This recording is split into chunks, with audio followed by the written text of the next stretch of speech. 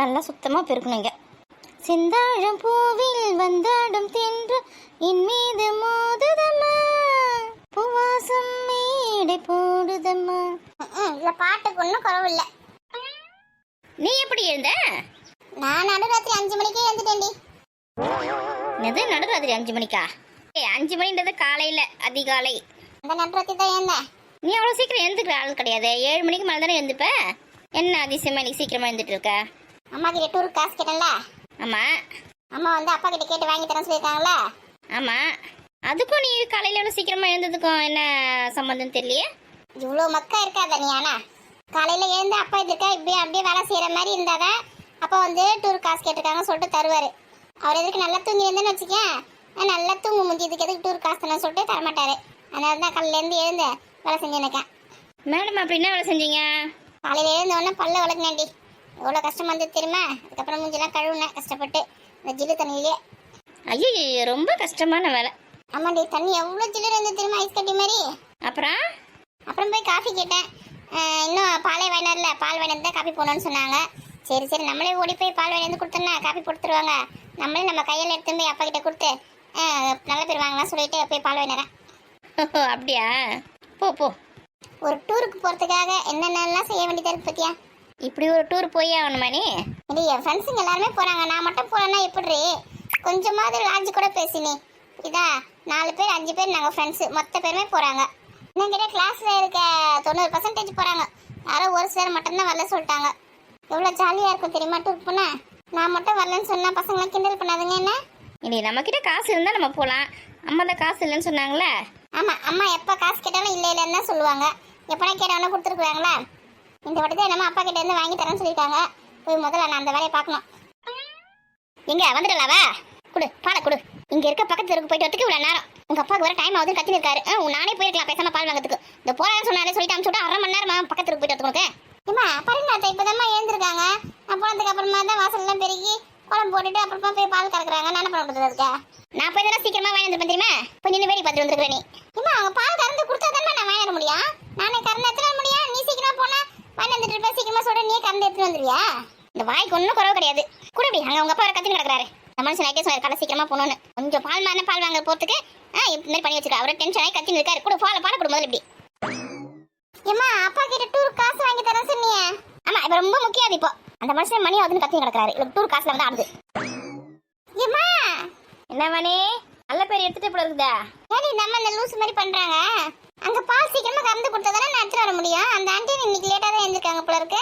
பொறுமையா பால் கறந்து கொடுத்துன்னு இருக்காங்க. அதுக்கு நான் என்ன பண்ண முடியும்? லேட் ஆயிடுச்சுன்னு என்ன திட்டிட்டு போறாங்க? அம்மாவை பத்தி உனக்கு சரியா தெரியல. நீ வேலை செஞ்சாலும் திட்டுவாங்க, வேலை செய்யலனாலும் திட்டுவாங்க. நீ செஞ்சாலும் குறை சொல்லுவாங்க, செய்யலனாலும் குறை சொல்லுவாங்க. எல்லாத்தையும் நீ அட்ஜஸ்ட் பண்ணி தான் போகணும். அதுக்கு தான் இந்த வீட்டில் நான் ஒரு வேலையும் செய்யறதே கிடையாது. வேலை செஞ்சாலும் குறை சொல்லுவாங்கன்னா அப்புறம் எதுக்கு வேலை செய்யணும்? பேசாம தூங்கி இருக்கலாம். எல்லாம் வேஸ்டா போச்சு. சரி விடு, நீ டூருக்கும் போத்தவில்ல ஒன்றும் போத்தவில்ல, வீட்டிலே இரு. எப்ப அந்த மாதிரிலாம் என்னால் இருக்க முடியாது. நீ டூருக்கு போகணுன்றதுக்காக நானும் போகக்கூடாதா? சரி உன்னால முடிஞ்சா அம்மா கிட்ட காசு வாங்கி நீ போயிட்டு வா. பாரு இப்போ மா இன்னைக்கு வாணி அடி வாங்குறது கன்ஃபார்ம் ஆயிப்போச்சு.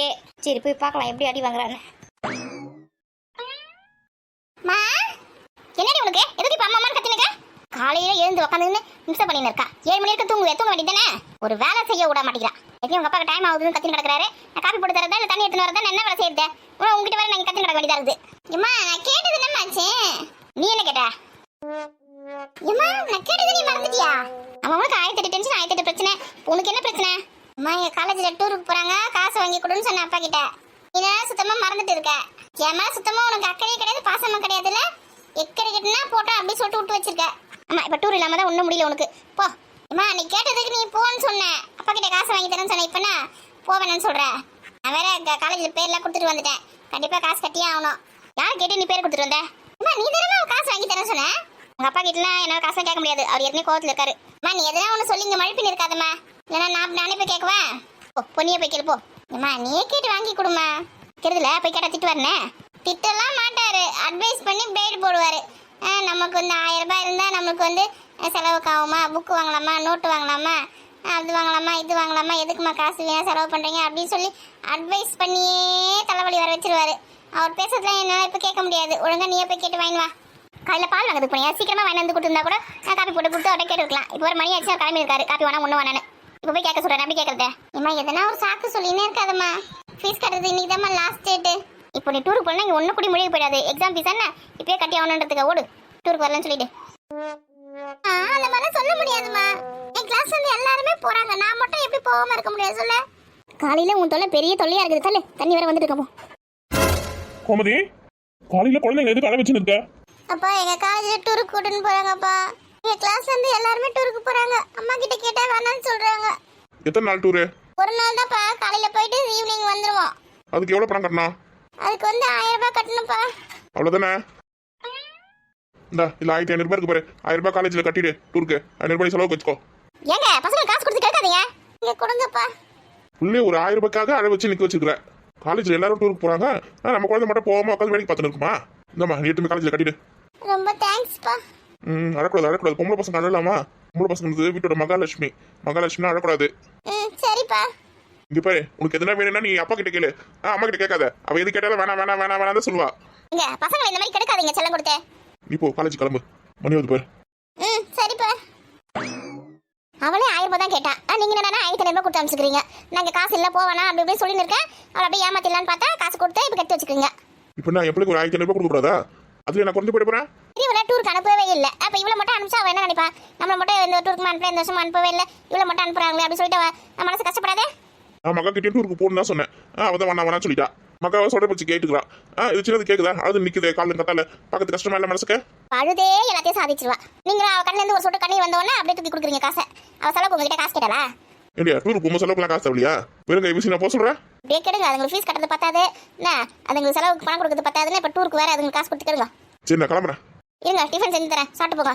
ஏற்கனவே எனக்கு டைம் ஆகுது ஒருத்தர் போய் பார்க்கணும் தானே சொன்னேன் நான் வெளியில போய் சாப்பிட்டுக்கிறேன் மதியமா சாப்பிட்றதுக்கு வீட்டுக்கு வரீங்களா இல்ல வெளியே சாப்பிடுறீங்களா போற வர சீக்கிரமா முடிஞ்சிச்சுன்னா வர வீட்டுக்கு சாப்பிட்றதுக்கு இல்லைன்னா வெளியில சாப்பிடணும் சரி ஹோட்டல்லே சாப்பிட்டு உடம்பு கெடுத்துக்காதீங்க பிள்ளைங்களுக்கு சமைச்சு கொடுத்தேன் டைமோட சும்மா அவளை கத்திங்க சண்டை போட்டு இருக்காது அவகிட்ட நான் தான் அவருக்கு சண்டை போட்டுருக்கேன் எனக்கு வேற வேலை இருக்குது என்ன எங்க பால் காசு ஒரு 1500 ரூபாய் பரிமள காக்கு தரணும் இன்னும் மாசமே பொறுக்கல அதுக்குள்ள பால் காசா நான் இதெல்லாம் டானு கேட்கும் ரெடி பண்ணி வைங்க 1ஆம் தேதியில பாத்துக்கலாம் நான் கிளம்புறேன் பார்த்து போயிட்டாங்க இங்கே மணி ஆகி போச்சு பால் காசு கொடுக்க சொன்னா 1ஆம் தேதி கொடுக்கணும் 2ஆம் தேதி கொடுக்கணும் கதை பேசிட்டு பொண்ணுக்கு மட்டும் 1500 ரூபாய் எப்படி கொடுத்துருப்பாரு பத்தியா ஏமா எப்படி அழுது அப்பாவை ஏமாத்தி காசு வாங்கிட்டா பத்தியா இந்த மாதிரி வரைக்கும் தானே ஃபர்ஸ்ட் அப்பா நைட்டே சொன்னாரு காலையில் சீக்கிரமா கிளம்பிடுவேன் வெளியில போக வேண்டிய வேலை இருக்கு அப்படின்னு சொன்னாரு நைஸா தூங்குற மாதிரி கேட்டு வந்தா பழகுது அதான் அப்பா கிளம்புறதுக்கு முன்னாடி வந்து இங்கே ஆக்ஷன் போட்டு நாடகம்லாம் நடிச்சு காசை வாங்கிட்டா பாரு ஆமாம்மா அதுதான் காலையில சீக்கிரமா எழுந்துட்டு இருக்கா இல்லைன்னா 7 மணி ஆனாலும் நம்ம எழுப்பு தூங்கி நிற்பால இன்னைக்கு பாத்தீங்கன்னா 5 மணிக்கு எழுந்துட்டு இருக்கா அது உஷாரு சின்ன வயசுலேருந்தே உஷாரு அது சரி அடுப்புல பால் வச்சுக்கிறேன் கொஞ்சம் பாத்துக்கோ தண்ணி எடுத்து வந்துடுறேன் போயிட்டு வாங்கம்மா பெருக்கிட்டே வெளியில சுத்தமா பெருக்கிட்டேம்மா சரி நான் போய் தண்ணி பிடிச்சிட்டு வரேன் வந்து உள்ள கழுவி போடணும் காஃபி போட்டு பாட்டிக்கு தாத்தக்க கொடு சரிம்மா நீங்க சீக்கிரம் வாங்க வந்துடுறேன் அந்த குழந்தை என்ன சாப்பிட போறாங்க போயிட்டு உடனே தண்ணி பிடிச்சி வர போறேன் கதை பேசி நிற்காதுங்க ஒருத்தி அவனுக்கு காலையில் தாய்க்கு மேலே வேலை இருக்குன்னு கதை பேசுறாங்களா நம்ம படிக்கும்போது டூருக்கு போயிருக்கலாம் நம்ம தான் போகாம விட்டணும் அவ்வளோ போட்ட விடு ஏன் ராசா என் தங்க கட்டிய எந்திரிப்பா சாப்பிடுப்பா அண்ணா பீரி சாப்பிடுனேன் எனக்கு எதுவும் வேணாம் தூங்க விடுங்க ஏப்பா பூரி உனக்காக சுட சுட செஞ்சு எடுத்துட்டு வந்திருக்கேன் சாப்பிடுப்பா வேணாமா தூக்கமா வருது கொஞ்சோண்டு சாப்பிட்டு தூங்குப்பா ஒரு 5 பூரி மட்டும் சாப்பிடு போதும் வேணாமா என்ன உனக்கு பிடிச்ச சிக்கன் பிரியாணிண்ணே இங்க பாரு லெக் பீஸ்லாம் போட்டு எடுத்துன்னு வந்திருக்கா சாப்பிடுனே வேணாண்டி பள்ளி என் குழந்தை நேரத்துலாம் விளையாட்டு களைச்சி போய் பத்து தூங்குதே சாப்பிட்டு தூங்கலாம்ல எந்திரிப்பா கொஞ்சமா சாப்பிடுப்பா அம்மா ஒன்றா விட்டு விடட்டுமா என்ன சும்மா ஏன் தொலை பண்ணினே இருக்கீங்க வேணா சொல்றேன் எடுத்துன்னு போங்க பாவம் பிள்ளையில காலையில் எழுந்து போய் சாப்பிட முடியல சரி நம்ம நாய்க்கு போட்டுடலாமா செஞ்சு சரிம்மா நானே சாப்பிட்றேன் எருமை மடக்கு தூங்கும் போது கூட தின்ற மாதிரி தான் கனவு வரும் போல இருக்குது மணி 7ஆவது எப்படி தூங்கி கிடக்குது அதில் இருந்து புக் எடுத்து படிக்கலாம் அதெல்லாம் எதுவும் கிடையாது தூக்கம் இருந்தால் போதும் சரிம்மா நானே சாப்பிட்றேன் இருங்கம்மா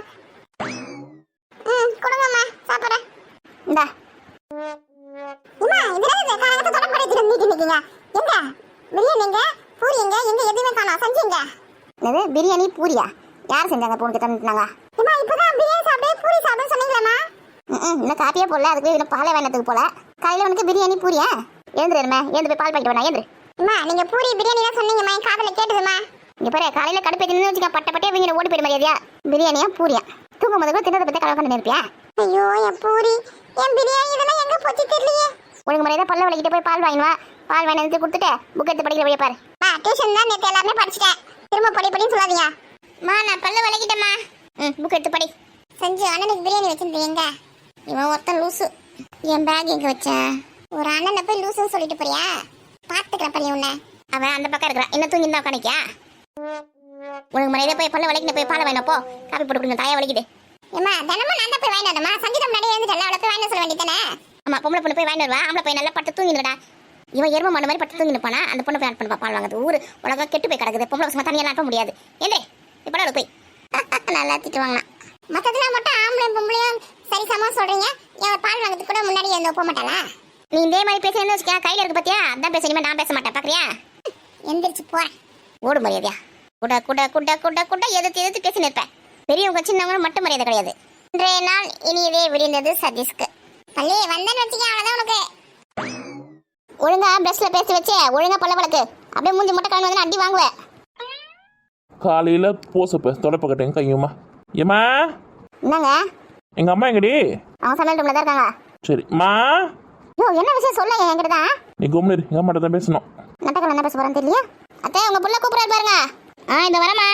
இவ்வளோ நேரம் நான் கூப்பிட்றேன், குரல் கொடுக்கல. மருமக ஒரு குரல் கொடுத்தவொடனே இந்த வரமா இருந்து பத்தியா? எல்லாம் கூட்டு கலவானீங்க தான். என்ன மராதிகா? அத்தை உங்க புள்ள தான் கூப்பிட்டாரு உங்களை. என்னப்பா? ஏம்மா தங்கச்சி வீட்டுக்கு எத்தனை மணிக்குமா கிளம்ப போறீங்க? ஏன் அதை என் கிட்ட கேட்ட நான் சொல்ல மாட்டேன்னா உங்க அம்மா கிட்ட தான் கேட்கணுமா? நீ கும்மனே ரெடி. 9:10 ராவு கிழமை இருக்குப்பா. ஒரு 10:30 மணிக்கு மேலே கிளம்பலான்னு இருக்கான். சரிம்மா. இந்தாங்கம்மா பூ பழம் வளையல்லாம் வாங்கணும்னு சொன்னீங்களே, 2000 ரூபாய் இருக்கு. இதில் பார்த்து செலவு பண்ணுங்க. கொடுங்க. இந்தம்மா நீ வாங்கிக்கோமா. ஏன் என்னென்ன பார்த்தா ஆளா தெரியும் உங்களுக்கு? என் கிட்ட காசு கொடுக்க மாட்டீங்களா? உங்க அம்மா கிட்ட கொடுப்பீங்களா? ஏண்டி எங்கள் அம்மா பார்த்து பக்குவமாக சிக்கனமாக செலவு பண்ணுவாங்க. நீ தாம் தூம் பண்ணுவிய. உங்ககிட்ட 2000 ரூபாய் கொடுத்தனா ₹1 கூட திரும்பி வராது. இல்லை வேற 500 ரூபாய் நான் எக்ஸ்ட்ரா நான் காசு போட்டேன் கொடுங்க சொல்லிட்டு வேற வந்து கேட்பேன். அதனால உங்ககிட்டலாம் தர முடியாது. இந்தம்மா நீ வாங்கிக்கோமா. கொடுடா, அவட்டே கொடுறா. என்ன ஏது செலவாச்சுன்னா நான் பொருள் வாங்கணும் உனக்கு கணக்கு கொடுக்குறான். சொல்லிட்டாங்களே, கொடுங்க அப்படி. பார்த்து பக்குவமாக செலவு பண்ணு. ₹1 கூட எனக்கு கணக்கு சொல்லணும். இந்த பொருள் வாங்கினா இதுக்கு செலவாச்சு அப்படி சொல்லிட்டு. புரியுதா? சொல்கிறேன். இந்தா இவர் கொடுத்த 20 லட்சத்துக்கு இவருக்கு கணக்கு வேற சொல்லணுமா? இதுவே முதல் பத்தாது. சரிம்மா நான் கிளம்புறேம்மா. நீங்கள் பார்த்து 10:30 மணிக்கு மேலே கிளம்பி அங்கே போயிட்ட பிறகு எனக்கு ஃபோன் பண்ணுங்க, நான் அங்கேருந்து வந்துடுறேன். சரிப்பா, காலை டிஃபன் சாப்பிடலையா? அம்மா காலையில் வெயில் வரதுக்கு முன்னாடி எங்கள் வேலை ஆரம்பிச்சதம்மா. அவுட்டர்லாம் அடிக்கணும், வீட்டு பின்னாடி மேலே அந்த சைட்லலாம் அடிக்கணும். வீட்டுக்குள்ளே வேலை செய்கிற மாதிரி இருந்தால் கூட வெயில் வந்துட்ட பிறகு கூட நம்ம போய் உள்ளே போய் வேலை செய்யலாம். இது வெளியில் அடிக்கணுன்றதுனால வெளியில் வெயில் வரதுக்கு முன்னாடி அடிச்சாதான் சீக்கிரமாக அடிக்க முடியும். வெயில் வந்துச்சு வச்சுக்க வேலையே செய்ய முடியாது. இன்னும் அந்த 2 பேரை வேற போய் இழுத்துன்னு போனோம். அவனுங்க வேற கிளம்புனானுங்க இல்லையான்னு தெரில. நான் வெளியில் எங்கன்னா சாப்பிட்டுக்கிறேம்மா, நீங்கள் சாப்பிடுங்க. சரிப்பா, மதியம் சாப்பிட்ற தங்கச்சி வீட்டுக்கு வந்துரு. என்ன 5 வகை சாதம் செஞ்சு எடுத்துன்னு வரான். ஐயோ அந்த புளிப்பு சாதம்லாம் எனக்கு பிடிக்கவே பிடிக்காதும்மா. நீங்கள் சாப்பிடுங்கம்மா. ஒரு நாள் சாப்பிட்ட ஒன்றும் கொஞ்சம் போட மாட்டீங்க. வேணா சொல்லிட்டு ஹோட்டலில் போய் சாப்பிடலான்னு பார்க்குறீங்களா? அவ்வளோதான், உங்களுக்கு வந்து சாப்பிட்டு போங்க. இவ ஒருத்தி ஹோட்டல் சாப்பிட்டு 200 300 செலவு பண்ணுறதுக்கு நீங்கள் அப்போ நான் கொட்டியாக கிடக்குது. சரி நான் வரேன். அங்கே போயிட்டு போன பிறகு எனக்கு ஃபோன் பண்ணுங்க, நான் கிளம்பி வரேன். ராதிகா உனக்கு தான் சொல்கிறேன், அங்கே போயிட்டு வசந்தியோட மாமியார் கிட்ட சண்டை போடுறதோ கதை வளர்த்துறதோ எதனா நீ பண்ணன்னு வச்சுக்க, வீட்டுக்கு வந்து உன்னை மொத்துன்னு மொத்திடுவேன். ஆமாம், எனக்கு வேறு வேலையை இல்லை பாரு. எனக்கு சண்டை போட்டுனுக்கு தான் எனக்கு வேலை. ஏம்மா போனோமா வந்தமான்னு இருக்கணுமா? இவ்வளோ கொஞ்சம் பார்த்துக்கோ. வாய் அதிகம் உங்களுக்கு, கொஞ்சம் வாய் அடக்கி அவளை உட்கார வைங்க. சரிப்பா நீ கிளம்புப்பா. டைம் வந்து சொன்னேன், கிளம்பு. என்ன விரட்டத்துலேயே குறியா இருங்க 2 பேரும். மணி அவசரம் கிளம்பு. சரிம்மா வரமா. பார்த்து பத்திரமா போயிட்டு வாப்பா. ஏன் எனக்கு நான் வாய் அவ்வளோ அதிகமாக இருக்குது, யாரும் சண்டை போடுற மாதிரி? இல்லை அப்படிலாம் இல்லை, சும்மா சொல்கிறாங்க. நான் குனிஞ்ச தலை நிமிராமல் எவ்வளோ அடக்குடக்கமாக இருக்கேன். எப்படி பேசுகிறா பாருங்க அத்தை. ஆமாம்மா, ரொம்ப அடக்குடக்கமாக தான் இருக்கேன். சரி சீக்கிரம் டக்குன்னு வேலையை முடிங்க. சாதம்லாம் மட்டும் எங்கள் அக்காவை செய்ய சொல்கிறேன், அதை நல்லா செய்யும். என்னென்ன சாதம்? 5 வகை சாதம். தேங்காய் சாதம், மாங்காய் சாதம், புளி சாதம், எலுமிச்சை சாதம், அப்புறம் புதினா சாதம். இந்த 5 சாதம் போதும். வெள்ளை சாதத்தை வச்சுட்டு இதெல்லாம் போட்டு கொஞ்சம் கொஞ்சமாக மிக்ஸ் பண்ணி எடுத்து வச்சுக்கணும், அவ்வளோதானே? ஆமாம் எங்கள் அக்கா கிட்ட சொல்லிட்டேன்னு வச்சுக்கலாம், 1/2 மணி நேரத்தில் செஞ்சு முடிச்சிடும். இப்போ சதீஷ் எடுத்துன்னு போய் ஸ்கூலில் விட்டுட்டு அப்படியே காய்கறி வாங்கி வச்சுட்டு கிளம்பிடலாம். சரி அதிகா, இந்த காசு எடுத்து உள்ள வைங்க. இந்த சதீஷ் பையனை பால் வேணும்னு சொன்னேன்.